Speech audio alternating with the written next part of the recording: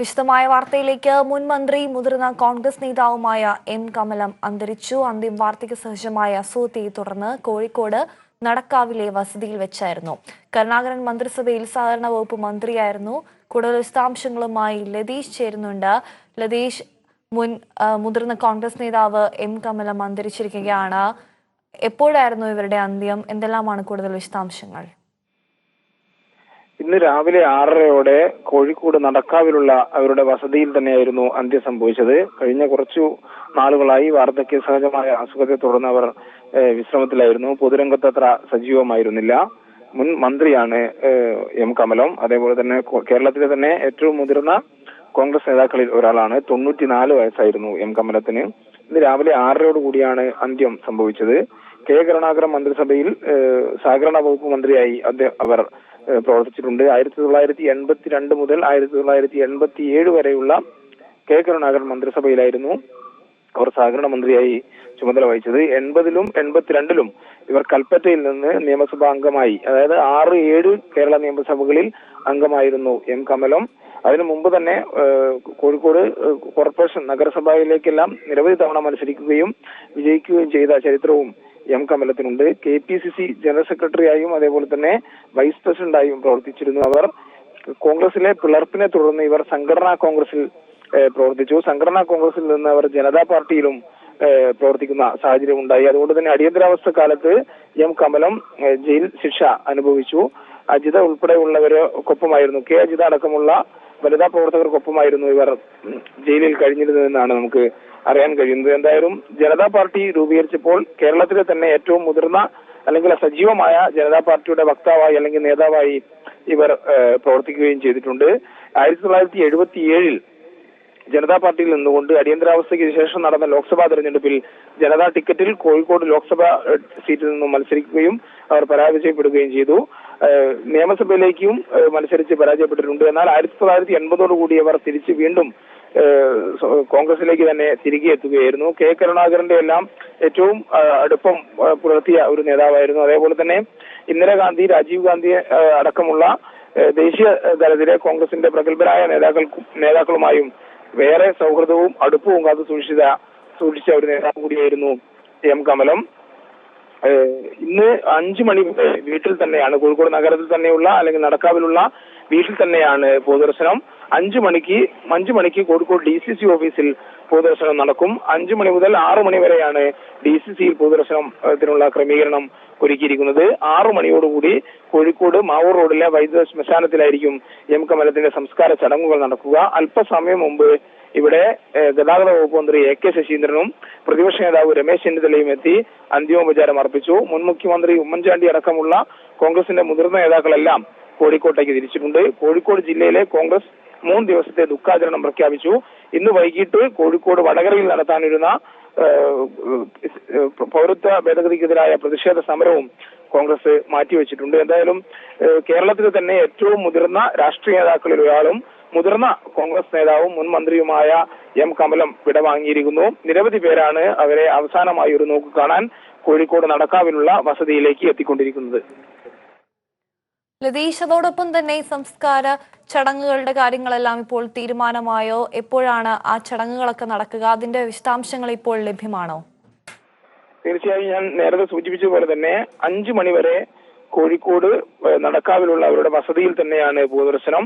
ഇവിടേക്ക് ആളുകൾ, നിരവധി പേർ, കോൺഗ്രസിന്റെ നേതാക്കന്മാർ ഉൾപ്പെടെ, സാധാരണ പ്രവർത്തകർ ഉൾപ്പെടെ, അല്ലെങ്കിൽ കോഴിക്കോട്ടുകാർ വളരെ സ്നേഹത്തോടെ കമലെടുത്തി എന്നാണ് ഇവരെ വിളിച്ചിരുന്നത്. അതുകൊണ്ട് തന്നെ കക്ഷി രാഷ്ട്രീയ പരിഗണനകൾക്കപ്പുറമുള്ള സൗഹൃദം കാത്തുസൂക്ഷിച്ച ഒരു നേതാവ് കൂടിയായിരുന്നു എം കമലം. അതുകൊണ്ട് തന്നെ നിരവധിയായ നേതാക്കൾ അല്ലെങ്കിൽ പ്രവർത്തകരെല്ലാം തന്നെ കോഴിക്കോട് അവരുടെ വസതിയിലെത്തി തന്നെ അന്തിമോപചാരം അർപ്പിക്കുമെന്നാണ് നമുക്ക് മനസ്സിലാക്കാൻ വേണ്ടി കഴിയുന്നത്. 5 മണി വരെ ഇവിടെ പൊതുദർശനം ഉണ്ടാവും. 5 മണിക്ക് കോഴിക്കോട് DCC ഓഫീസിലാണ് പൊതുദർശനം നടക്കുക. 5 മണി മുതൽ ഏകദേശം 6 മണി വരെ പൊതുദർശനം ഉണ്ടാവും. DCCയിൽ നടക്കുന്ന പൊതുദർശനത്തിന് ശേഷം അവിടെ നിന്ന് നേരെ മൃതദേഹം കോഴിക്കോട് മാവൂർ റോഡിലെ ശ്മശാനത്തിലേക്ക് കൊണ്ടുപോകും. അവിടെ ആയിരിക്കും സംസ്കാര ചടങ്ങുകൾ നടക്കുക. 5 മക്കളാണ് എം കമലത്തിനുള്ളത്. മരണസമയത്ത് 4 പേരും ഇവിടെ വീട്ടിൽ തന്നെ ഉണ്ടായിരുന്നു. കഴിഞ്ഞ കുറച്ചു ദിവസങ്ങളായി കോഴിക്കോട് സ്വകാര്യ ആശുപത്രിയിൽ ഇവർ ചികിത്സയിൽ കഴിഞ്ഞിരുന്നു. എന്നാൽ അസുഖം ഭേദമായതിനെ തുടർന്ന് തിരിച്ചു വീണ്ടും വീട്ടിലേക്ക് എത്തുന്ന സാഹചര്യമാണ് ഉണ്ടായത്. വാർദ്ധക്യ സഹജമായ അസുഖത്തെ തുടർന്ന് കഴിഞ്ഞ കുറച്ചു നാളുകളായി പൊതുപ്രവർത്തന രംഗത്ത് എം കമലം അത്ര സജീവമായിരുന്നില്ല. ശരി, വ്യക്തമാണ്. ലതീഷ്, മുതിർന്ന കോൺഗ്രസ് നേതാവ് എം കമലം അന്തരിച്ചിരിക്കുന്നു. രാവിലെ 6 മണിക്കാണ് അന്തരിച്ചിരുന്നത്. മുഖ്യമന്ത്രി ഉൾപ്പെടെ എം കമലത്തിന്റെ അന്ത്യത്തിൽ നിരവധി പ്രമുഖർ അനുശോചനം രേഖപ്പെടുത്തി. കൂടുതൽ വിവരങ്ങളാണ് ഇപ്പോൾ ലതീഷ് നൽകിയിരിക്കുന്നത്.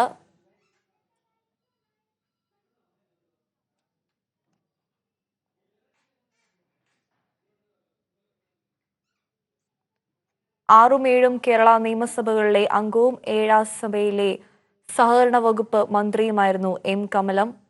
വനിതാ കമ്മീഷൻ ചെയർപേഴ്സണായും ഇവർ പ്രവർത്തിച്ചിട്ടുണ്ട്. KPCC ജനറൽ സെക്രട്ടറിയായും വൈസ് പ്രസിഡന്റായും പ്രവർത്തിച്ച അവർ കോൺഗ്രസിലെ പിളർപ്പിനെ തുടർന്ന് കോൺഗ്രസിൽ ഓയിൽ നിലകൊണ്ടു. ജനതാ പാർട്ടി രൂപീകരിക്കപ്പെട്ടപ്പോൾ അതിന്റെ കോഴിക്കോട് ജില്ലാ ചെയർപേഴ്സണായും സംസ്ഥാന എക്സിക്യൂട്ടീവ് കമ്മിറ്റി അംഗമായും ഇവർ പ്രവർത്തിച്ചു. 1948 മുതൽ 1963 വരെ കോഴിക്കോട് മുനിസിപ്പൽ കൗൺസിൽ അംഗമായും എം കമലം പ്രവർത്തിച്ചു. നിരവധി പ്രമുഖരാണ് എം കമലത്തിന് അന്ത്യാഞ്ജലി അർപ്പിക്കുവാനായി അവിടെ എത്തിയിരിക്കുന്നത്. ഇതിന്റെ കൂടുതൽ വിശദാംശങ്ങളാണ് ലതീഷും നൽകിയിരിക്കുന്നത്. മറ്റൊരു വാർത്തയിലേക്ക്. ഇടതുപക്ഷം സംഘടിപ്പിച്ച മഹാശൃംഖലയിൽ പങ്കെടുത്ത കൂടുതൽ ലീഗ് നേതാക്കളുടെ ചിത്രങ്ങൾ പുറത്ത്. അമ്പലപ്പുഴ മണ്ഡലം ജനറൽ സെക്രട്ടറി അടക്കമുള്ള നേതാക്കൾ പ്രതിഷേധ ചങ്ങലയിൽ പങ്കാളികളായി. രാജ്യത്തിന്റെ പൊതു ആവശ്യമായതിന്റെ പേരിലാണ് ചങ്ങലയിൽ പങ്കാളിയായതെന്ന് ലീഗ് നേതാവ് ബാബു ഷെരീഫ് പറയുന്നു. ലീഗിന്റെ ഒരു വിഭാഗം നേതാക്കൾ ഇതിന് അനുകൂലമാണെന്നും ബാബു ഷെരീഫ് പറഞ്ഞു. അത് തീർച്ചയായിട്ടും എൻ്റെ വ്യക്തിപരമായ ഒരു താല്പര്യത്തിന് പുറത്തു പോയതാണ്. ആര് നേതൃത്വം കൊടുത്തു എന്നുള്ളതല്ല, മറിച്ച് ഈ പൗരത്വ വിഷയം വളരെ ഗൗരവമുള്ളതായതുകൊണ്ട് അതിനകത്ത് എൻ്റെ വ്യക്തിപരമായ ഒരു താല്പര്യത്തിൽ പങ്കെടുത്തതാണ്. കൂടാതെ ലീഗിൻ്റെ മറ്റ് പ്രവർത്തകരൊക്കെ പങ്കെടുത്തിരുന്നു. പ്രാദേശികമായി 1-2 സഹപ്രവർത്തകർ എന്നോടൊപ്പം ഉണ്ടായിരുന്നു. അപ്പോൾ അവരും ഈ കാഴ്ചപ്പാടിൽ തന്നെയാണ്. LDF നേതൃത്വം കൊടുത്ത ഒരു പരിപാടി എന്നല്ല, മറിച്ച് പ്രാദേശികമായി ഞങ്ങൾക്ക് അതിനകത്ത് ഞങ്ങളൊരു പാർട്ടിസിപ്പേഷൻ ഉണ്ടാവണം എന്നുള്ളൊരു താല്പര്യത്തിലാണ് പങ്കെടുത്തത്.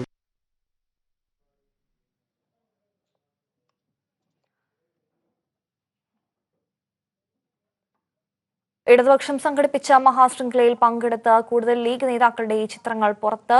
ഇതിന്റെ കൂടുതൽ വിവരങ്ങളുമായി ആലപ്പുഴയിൽ നിന്ന് ഷാജഹാൻ കൂടി ചേരുകയാണ്. ഷാജഹാൻ, തീർത്തും വ്യക്തിപരമായ താല്പര്യം മാത്രമാണ്, ആര് നേതൃത്വം കൊടുത്തു എന്നല്ല ഇവർ ചിന്തിച്ചത്. എന്നാൽ പൗരത്വ ഭേദഗതി നിയമത്തിനെതിരെ ഒരുമിച്ച് പ്രതിഷേധിക്കേണ്ട അവസരമാണ് ഇതെന്നുള്ള ബോധ്യത്തോടു കൂടിയാണ് ഇവർ വന്നതെന്നാണ് ഇപ്പോൾ പറയുന്നത്. എന്തെല്ലാമാണ് കൂടുതൽ വിശദാംശങ്ങൾ? തീർച്ചയായിട്ടും. കാരണം മുസ്ലിം ലീഗിന്റെ നേതാക്കൾ മാത്രമല്ല, മറ്റ് കോൺഗ്രസിന്റേതടക്കമുള്ള പ്രാദേശിക നേതാക്കൾ എല്ലാവരും തന്നെ LDF സംഘടിപ്പിച്ച മനുഷ്യ മഹാശൃംഖലയിൽ പങ്കാളികളായിരുന്നു എന്നുള്ളതാണ് ഇപ്പോൾ വ്യക്തമാകുന്നത്. കാരണം അതിന്റെ കൂടുതൽ തെളിവുകളാണ് ഓരോ ദിവസവും പുറത്തു വരുന്നത്. ഇപ്പോൾ ചില ചിത്രങ്ങൾ പുറത്തു വന്നു. ഈ ചിത്രങ്ങൾ പുറത്തു കണ്ടതിന്റെ അടിസ്ഥാനത്തിലാണ് നമ്മൾ ലീഗ് നേതാക്കളുമായി ബന്ധപ്പെട്ടത്. ലീഗിന്റെ അമ്പലപ്പുഴ മണ്ഡലം ജനറൽ സെക്രട്ടറി അടക്കമുള്ളവർ LDFന്റെ മനുഷ്യ മഹാശൃംഖലയിൽ പങ്കാളികളായിരുന്നു എന്നുള്ളതാണ് അവർ പറയുന്നത്. അവർ മാത്രമല്ല, അവരോടൊപ്പം ലീഗിന്റെ മറ്റ് പ്രാദേശിക നേതാക്കളും മനുഷ്യ മഹാശൃംഖലയിൽ പങ്കാളികളായി. ഈ മനുഷ്യ മഹാശൃംഖലയിൽ പങ്കാളികളായതിന് അവർ കണ്ടെത്തുന്ന ന്യായീകരണം ഇത് രാജ്യത്തെ തകർക്കാനുള്ള കേന്ദ്ര സർക്കാരിന്റെ, ജനങ്ങൾ തമ്മിലുള്ള ഐക്യം തകർക്കാനുള്ള കേന്ദ്ര സർക്കാരിനെതിരായിട്ടുള്ള ഒരു പ്രതിഷേധ സമരമായിരുന്നു ഇടതുപക്ഷത്തിൻ്റെത്. അത്തരത്തിലുള്ള സമരത്തിൽ തങ്ങളും പങ്കാളികളാകുന്നു എന്നുള്ളതാണ്. ഇത് മറ്റ് രാഷ്ട്രീയങ്ങളൊന്നുമല്ല. ലീഗിന്റെ തന്നെ ഒരു വിഭാഗം നേതാക്കൾക്ക് ഇത്തരം പ്രതിഷേധ ചങ്ങലയിൽ പങ്കാളിയായതിൽ എതിർപ്പില്ല എന്നും അദ്ദേഹം പറയുകയുണ്ടായി. മലപ്പുറത്തും അതോടൊപ്പം തന്നെ ആലപ്പുഴയിലും മറ്റു ജില്ലകളിലും ഒക്കെ തന്നെ ഇത്തരത്തിൽ ലീഗിന്റെ നേതാക്കളൊക്കെ തന്നെ മനുഷ്യ മഹാശൃംഖലയിൽ പങ്കാളികളായിരുന്നു എന്നുള്ളതാണ് ഇപ്പോൾ ഈ ചിത്രങ്ങൾ തന്നെ വ്യക്തമാക്കുന്നത്. പക്ഷെ ഇതിന് ഇവർ കണ്ടെത്തുന്ന ന്യായീകരണവും കോൺഗ്രസിനോ അല്ലെങ്കിൽ UDFനോ ലീഗിനോ എതിരായിട്ടുള്ളതല്ല, മറിച്ച് ഇന്നത്തെ രാജ്യത്തിന്റെ ആവശ്യത്തിന് വേണ്ടി നടത്തിയ ഒരു സമരത്തിൽ തങ്ങളുടെ പങ്കാളിത്തവും കൂടി ഉറപ്പുവരുത്തുക എന്നുള്ളതായിരുന്നു. അത് തെറ്റു പറയാനില്ല. അത്തരത്തിൽ തങ്ങൾ പങ്കെടുത്തതിനെ ന്യായീകരിച്ചുകൊണ്ട് തന്നെയാണ് ഇവർ ഇപ്പോൾ രംഗത്ത് വന്നിരിക്കുന്നത്. ശരി, വ്യക്തമാണ്. ഷാജഹാൻ, ഇടതുപക്ഷം സംഘടിപ്പിച്ച മഹാശൃംഖലയിൽ പങ്കെടുത്ത കൂടുതൽ ലീഗ് നേതാക്കളുടെ ചിത്രങ്ങൾ പുറത്ത്. അമ്പലപ്പുഴ മണ്ഡലം ജനറൽ സെക്രട്ടറി അടക്കമുള്ള നേതാക്കൾ പ്രതിഷേധ ചങ്ങലയിൽ പങ്കാളികളായി. കൂടുതൽ വിവരങ്ങളാണ് ആലപ്പുഴയിൽ നിന്ന് ഷാജഹാൻ നൽകിയത്. കൂടുതൽ വാർത്തകൾ കാണാം ഒരു ഇടവേളയ്ക്ക് ശേഷം.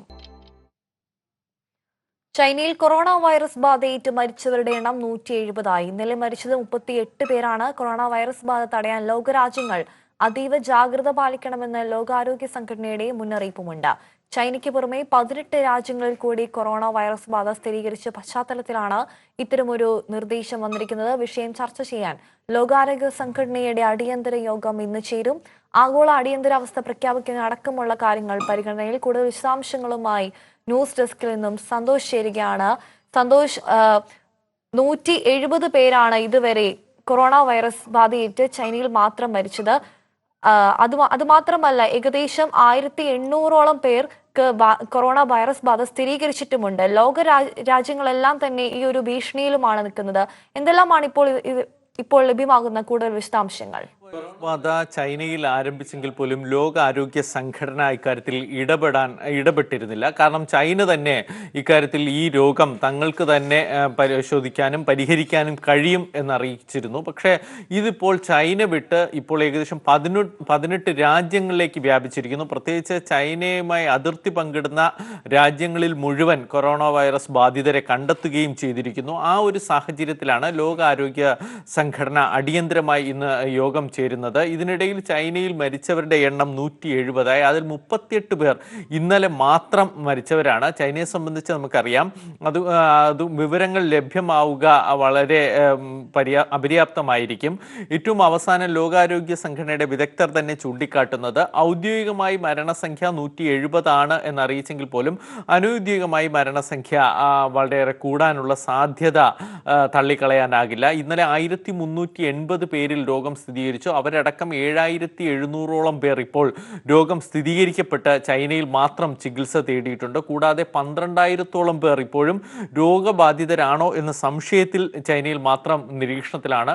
ഏറ്റവും അവസാനം ഇന്നലെ അബുദാബിയിൽ എത്തിയ ചൈനീസ് കുടുംബത്തിലും രോഗത്തെ കണ്ടെത്തിയിട്ടുണ്ട്. അപ്പോൾ അതും വളരെയേറെ ആശങ്കയുണ്ടാക്കുന്നുണ്ട്. അടിയന്തര സാഹചര്യം എന്നാണ് ലോകാരോഗ്യ സംഘടന ചൂണ്ടിക്കാട്ടുന്നത്.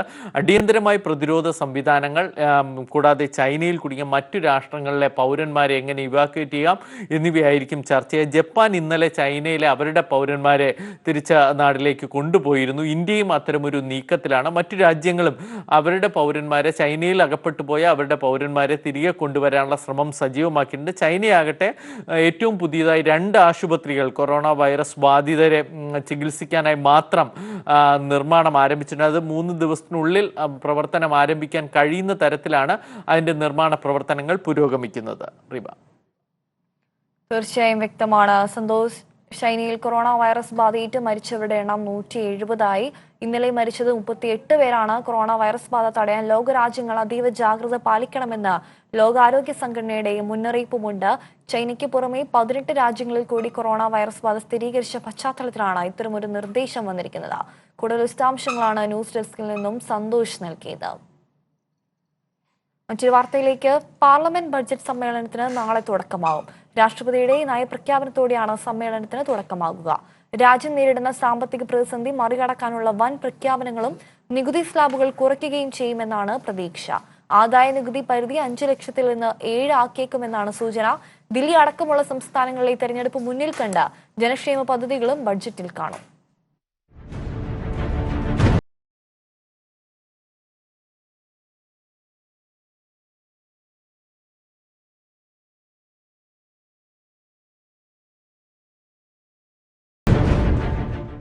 നാളെ പാർലമെന്റ് ബജറ്റ് സമ്മേളനത്തിന് തുടക്കമാകുമ്പോൾ എല്ലാവരും ഉറ്റുനോക്കുന്നത് ഒന്നിന് നടക്കുന്ന കേന്ദ്ര ബജറ്റിലേക്കാണ്. ധനമന്ത്രി നിർമ്മല സീതാരാമൻ 2ാം മോദി സർക്കാരിന്റെ 2ാം ബജറ്റ് അവതരിപ്പിക്കുമ്പോൾ രാജ്യത്തെ സാമ്പത്തിക മാന്ദ്യത്തെ മറികടക്കാനുള്ള പ്രഖ്യാപനങ്ങൾ ഉണ്ടാകും. 2016 ശേഷം ആദ്യമായാണ് ശനിയാഴ്ച ബജറ്റ് അവതരണം വരുന്നത്.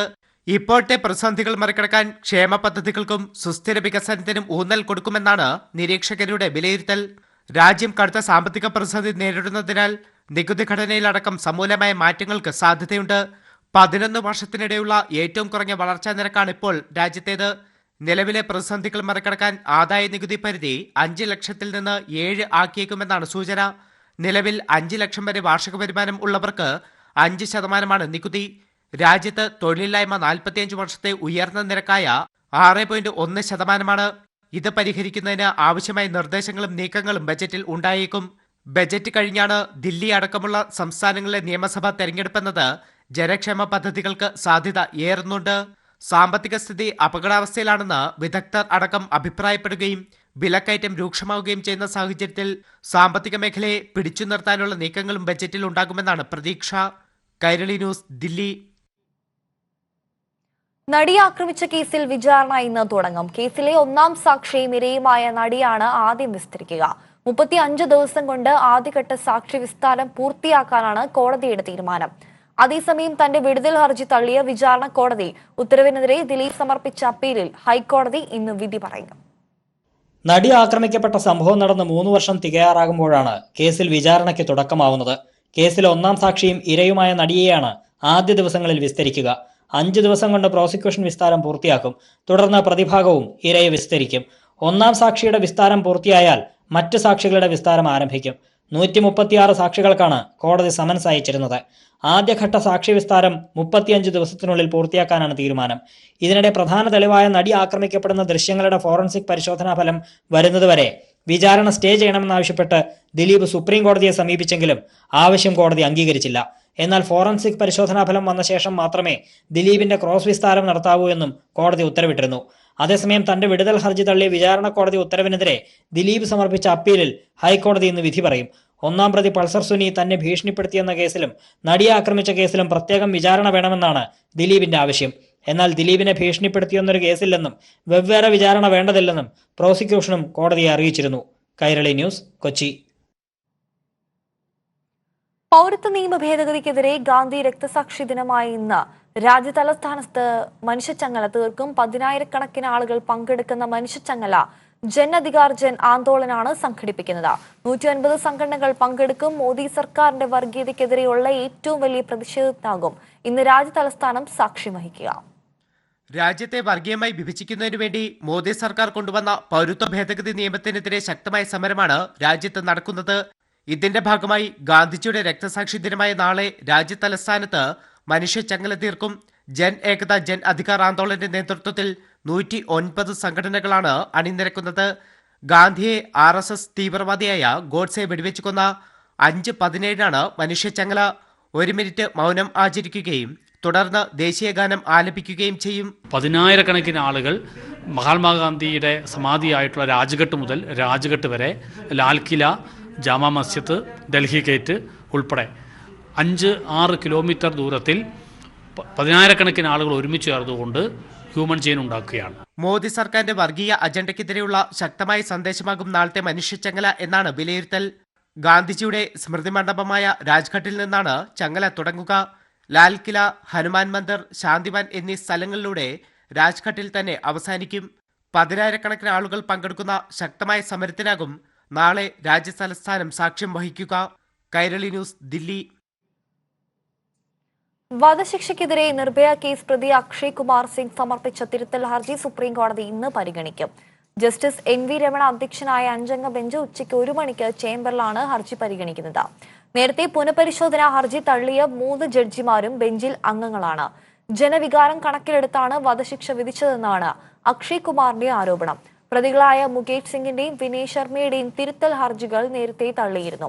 മുകേഷ് സിംഗിന്റെ ദയാഹർജി രാഷ്ട്രപതി തള്ളിയതിനെ തുടർന്ന് മറ്റൊരു പ്രതിയായ വിനയ് ശർമ്മ ഇന്നലെ രാഷ്ട്രപതിക്ക് ദയാഹർജി നൽകി. ആരിഫ് മുഹമ്മദ് ഖാൻ ഗവർണറായി എത്തിയ ശേഷം പ്രതിപക്ഷ നേതാവ് രമേശ് ചെന്നിത്തല സർക്കാരിനെ പ്രതിരോധത്തിലാക്കാൻ ഗവർണറെ കണ്ടത് വെറുതെയായി. പൗരത്വ ഭേദഗതി നിയമത്തിനെതിരെ ജനഹിത പ്രകാരം സർക്കാർ സ്വീകരിച്ച നിലപാടിനെതിരെ ഗവർണർ സ്വീകരിച്ച നിലപാട് രാഷ്ട്രീയമായി മുതലാക്കാനുള്ള ചെന്നിത്തലയുടെ നീക്കമാണ് ഇന്നലെ ഗവർണർ നടത്തിയ നയപ്രഖ്യാപനത്തോടെ വെറുതെയായത്. എന്തിനും ഏതിനും ഗവർണറെ കാണുന്ന പ്രതിപക്ഷ നേതാവ് രമേശ് ചെന്നിത്തലയുടെ മുഖത്തിനേറ്റ പ്രഹരമായിരുന്നു പൗരത്വ ബില്ലിനെതിരെയുള്ള നയപ്രഖ്യാപന പ്രസംഗത്തിലെ ഖണ്ഡികകൾ ഗവർണർ വായിച്ചത്. സംസ്ഥാന സർക്കാരിനെ രാഷ്ട്രീയമായി നേരിടാനും പ്രതിസന്ധിയിലാക്കുന്നതിനും ആരിഫ് മുഹമ്മദ് ഖാൻ ഗവർണറായ ശേഷം അദ്ദേഹത്തെ പ്രതിപക്ഷ നേതാവ് എത്ര തവണ കണ്ടുവെന്ന് പ്രതിപക്ഷ നേതാവിനോട് തന്നെ ചോദിച്ചാൽ ഒരുപക്ഷെ ഉത്തരം കിട്ടില്ല. പെരിയ കൊലപാതകം, മാർക്ക് ദാനം തുടങ്ങി അവസാനം തദ്ദേശ വാർഡ് വിഭജനത്തിൽ എത്തി നിൽക്കുന്നു ആ പട്ടിക. ഇതുകൂടാതെ നിരവധി കത്തുകളും പ്രതിപക്ഷ നേതാവിന്റേതായി ഗവർണർക്ക് ലഭിച്ചിട്ടുണ്ട്. പൗരത്വ ഭേദഗതി നിയമത്തിനെതിരെ ജനതാൽപര്യത്തിനനുസരിച്ച് നിലപാട് സ്വീകരിച്ച സർക്കാരും ഗവർണറും നേർക്കുനേർ ഏറ്റുമുട്ടിയപ്പോൾ പ്രതിപക്ഷ നേതാവിന്റെ റോൾ ആട്ടിൻകുട്ടികളെ തമ്മിലടിപ്പിക്കുന്ന ചെന്നായുടേതായിരുന്നുവെന്നാണ് നിരീക്ഷകർ തന്നെ വിലയിരുത്തുന്നത്. നിരന്തരം നേരിൽ കണ്ടും കത്തുകൊടുത്തുമുണ്ടാക്കിയ ബന്ധം ഇത്തവണ അനുകൂലമാക്കാമെന്നായിരുന്നു പ്രതിപക്ഷ നേതാവിന്റെ ചിന്ത. ഇതിനായി ഒരു മുഴം മുമ്പേ എറിഞ്ഞതാണ് ഗവർണറെ തിരിച്ചു വിളിക്കണമെന്ന് ആവശ്യപ്പെട്ടുള്ള പ്രമേയം. എന്നാൽ ഗവർണറുടെ നയപ്രഖ്യാപന പ്രസംഗം പൂർത്തിയായതോടെ എല്ലാം അസ്ഥാനത്തായി. കൈരളി ന്യൂസ്, തിരുവനന്തപുരം. സംസ്ഥാന നേതൃത്വത്തിലെ അസ്വാരസ്യങ്ങൾക്കിടെ പത്തനംതിട്ട ജില്ലാ കോൺഗ്രസിലും പൊട്ടിത്തെറി രൂക്ഷം. ജില്ലാ നേതൃത്വത്തിൽ പ്രശ്നങ്ങൾ തുടരുന്നുണ്ടെന്നും ഇത് പരിഹരിക്കാൻ പാർട്ടിയിലെ മുതിർന്ന നേതാക്കൾ സമീപിക്കുമെന്നും പന്തളം സുധാകരൻ വ്യക്തമാക്കി. കോന്നി ഉപതെരഞ്ഞെടുപ്പിന് പിന്നാലെ തുടങ്ങിയ അസ്വാരസ്യങ്ങളും പടലപ്പിണക്കങ്ങളും ഒരു വശത്ത്, പത്തനംതിട്ട, തിരുവല്ല തുടങ്ങിയ തദ്ദേശ സ്വയംഭരണ സ്ഥാപനങ്ങളിലെ പദവികൾ നഷ്ടപ്പെടൽ, ഏതാനും ദിവസങ്ങൾക്ക് മുൻപ് നടന്ന UDF ജില്ലാ യോഗത്തിൽ നിന്ന് ഘടകകക്ഷികളുടെ ഇറങ്ങിപ്പോക്കൽ, ഇവയെല്ലാം മറനീക്കി പുറത്തു വന്നതോടെയും പത്തനംതിട്ട ജില്ലാ കോൺഗ്രസ് നേതൃത്വത്തിൽ പൊട്ടിത്തെറി വീണ്ടും പ്രകടമായി കഴിഞ്ഞു. UDF ജില്ലാ കൺവീനർ പോലും ഇത് പരസ്യമായി സമ്മതിച്ച് രംഗത്തെത്തുകയും ചെയ്തു. പത്തനംതിട്ട ജില്ലയിൽ കുറച്ച് രൂക്ഷമായിട്ടുമുണ്ട്. അത് വളരെ നിർഭാഗ്യകരമാണ്. ഇത്തരം കാര്യങ്ങൾ ഞങ്ങൾ പ്രതിപക്ഷ നേതാവിനെയും UDF കൺവീനറെയും മറ്റു പാർട്ടിയുടെ നേതാക്കന്മാരെയും ഗൗരവത്തോട് അറിയിച്ചിട്ടുണ്ട്. അതെന്തായാലും അവരെല്ലാം പറഞ്ഞിരിക്കുന്നത് 30 തീയതി ഇത്തരം കാര്യങ്ങൾ തീർച്ചയായും പരിശോധിച്ച് ഇങ്ങനെ ഒരു അഴിഞ്ഞാട്ടം നടത്തുന്ന UDF പ്രവർത്തനം അനുവദിക്കില്ല എന്നാണ് പറഞ്ഞിട്ടുള്ളത്. ഇതിനിടെ Pathanamthitta DCC president Babu George നടത്തിവന്ന പദയാത്രയിൽ നിന്ന് പ്രവർത്തകർ വിട്ടുനിന്നതോടെ ഈ പ്രതിഷേധ പരിപാടി പകുതിയിൽ ഉപേക്ഷിക്കുകയും ചെയ്തു. DCC ഭാരവാഹികളുടെയും പ്രവർത്തകരുടെയും പൂർണ്ണമായ പങ്കാളിത്തം ഉറപ്പുവരുത്തി പദയാത്ര തുടർന്നാൽ മതിയെന്നാണ് സംസ്ഥാന നേതൃത്വത്തിന്റെ നിർദ്ദേശവും. ഈ സാഹചര്യത്തിൽ DCC പ്രസിഡന്റ് നടത്തിയ പദയാത്ര പരാജയപ്പെട്ടിട്ടില്ലെന്ന് വരുത്തി തീർക്കാൻ ഫെബ്രുവരി 19 സമാപന സമ്മേളനം വിളിച്ച് കേന്ദ്ര നേതാക്കളെ പരിപാടിയിൽ പങ്കെടുപ്പിച്ച് മുഖം രക്ഷിക്കാനാണ് പത്തനംതിട്ട ജില്ലാ കോൺഗ്രസ് നേതൃത്വം ശ്രമിക്കുന്നതും. കൈരളി ന്യൂസ്, പത്തനംതിട്ട.